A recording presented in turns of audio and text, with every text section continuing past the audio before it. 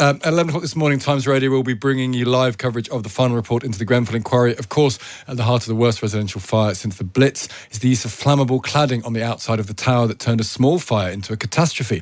And 7 years after the disaster, thousands of people still live in fear of cladding fires. Liam Spender is a litigation lawyer affected by cladding issues and a member of the End Our Cladding Scandal media campaign. Liam, good morning to you. Good morning. How confident are you, how much faith do you have that today will be a key moment in the battle to get rid of dangerous cladding across the country? Not much is the simple answer. We're 7 years on and people are still going to sleep in buildings with this sort of cladding on the outside of their buildings. So how many more times do we have to go through this cycle? Is that because ultimately, presumably they'll warn, the report will warn of the dangers of cladding, but ultimately there's no compulsion, we were learning earlier, for any recommendations to be accepted? That's right. There is no mechanism to translate the recommendations into action. The first report did result in the Building Safety Act, but that is a mixed blessing. But we'll have to see what the conclusions are. But there's to the extent the problem is with the way we organise the state and regulation of building safety, building control, and that requires a change in culture. There's no amount of public inquiries that can produce that sort of change. And how many people do you think are living in places with dangerous cladding? And how possible would it be for someone to say there's a commitment to get rid of it immediately?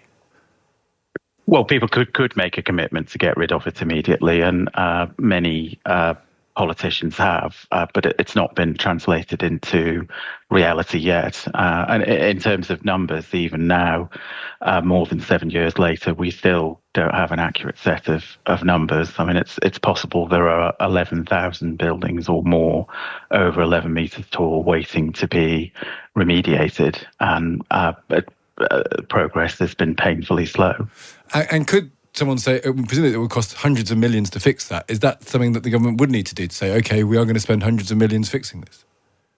Well, what the government could do is to say, well, we will front up the cost on a cash flow basis to get the works done, and then we will look to recover it from the responsible parties, which are developers, cladding manufacturers, people who design these buildings, other construction product suppliers, people who sign them off. But that solution doesn't seem to have been favoured. The previous government did put pressure on developers to sign contracts to remediate buildings they'd constructed back to 1992.